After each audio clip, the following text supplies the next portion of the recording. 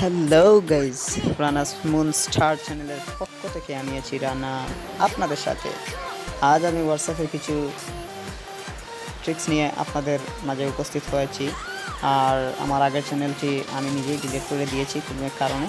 যাই হোক, এটা আমার নতুন চ্যানেল, আর এখন থেকে নতুন নতুন আপডেট পাবেন। তো প্রথমেই আমি বলতে চাই যে আমার চ্যানেলটি আপনারা সাবস্ক্রাইব করবেন, শেয়ার করবেন, লাইক করবেন, কমেন্ট করবেন। আপনাদেরকে অনেক নতুন নতুন টিপস দেবো ইনশাল্লাহ। তো ভিউয়ার্স, চলুন এখন আমরা চলে যাই মোবাইল স্ক্রিনে।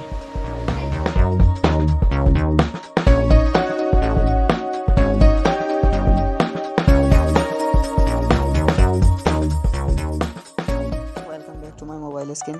তো ভিউয়ার্স, চলুন কাজটা আমরা শুরু করি। তো আজ আমি হোয়াটসঅ্যাপের দুটি সেটিংস সম্পর্কে আপনাদেরকে ধারণা দেব।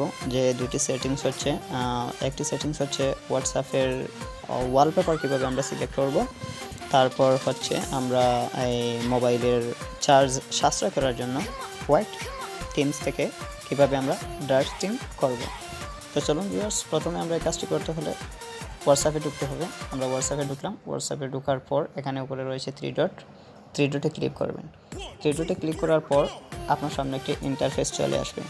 তো এখানে রয়েছে অনেকগুলো অপশন। আপনি একবারে শেষে যাবেন সেটিংস অপশনে।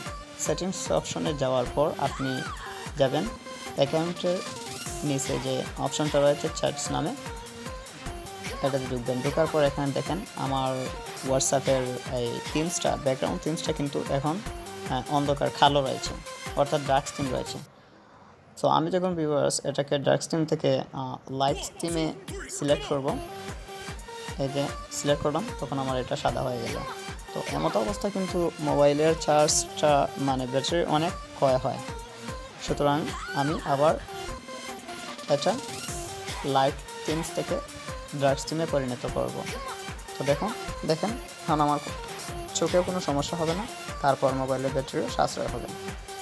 তো দ্বিতীয় যে সেটিংসটা হচ্ছে ভিউয়ার্স, এখানেই রয়েছে।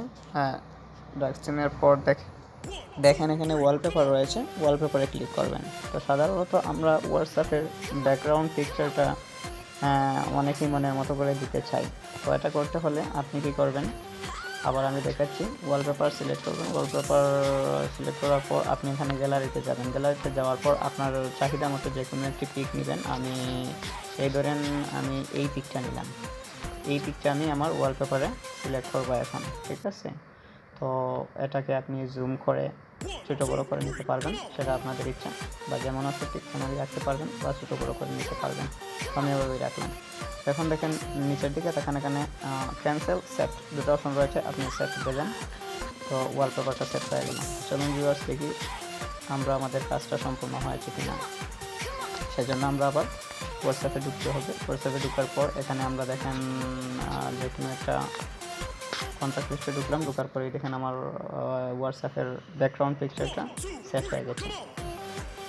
তো সেটা অনেক ভালো দেখাবে এবং আপনি টাইপ করতে পারবেন অনেক কিছু। আপনার ব্যাকগ্রাউন্ড স্ক্রিনটা